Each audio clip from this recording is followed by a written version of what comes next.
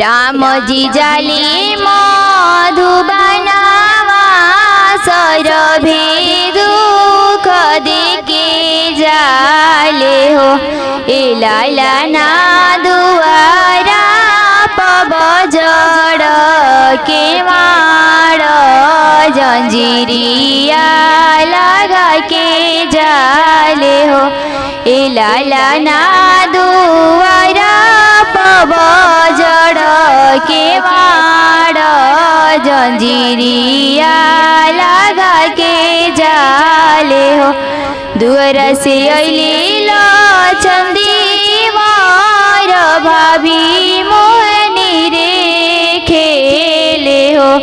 ए भाभी काहे तो हर मनावा उदास काहे रे मन बेदिल हो। ए भाभी काहे तो हर मनावा उदास काहे रे मन बेदिल हो। राम जी जाले मधुबनावा सरब दुख देके जाले हो। ए देवरी दुआरा पबजड़ के माड़ जंजीरिया लगा के जाले हो। ए देवरी दुआरा पबजड़ के माड़ जंजीरिया लगा के गइले हो। हमारी से भाभी हसी तू हमारे से बोली हनु। ए भाभी हमारी पलंगे चढ़ी बैठी हमर धनिया कहई हमर रानिया कहई हनु।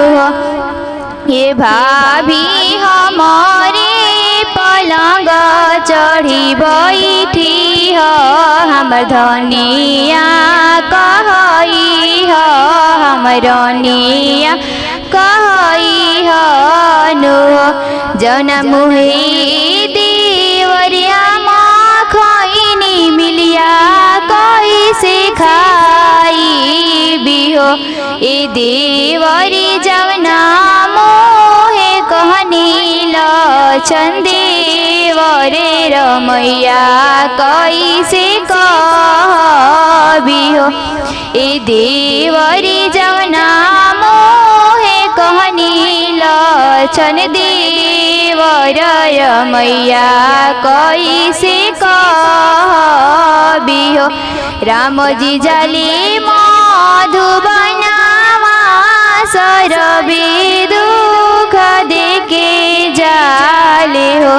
ए लाला ना दुआरा पबजड़ के माड़ जंजीरिया लगा के जाले हो।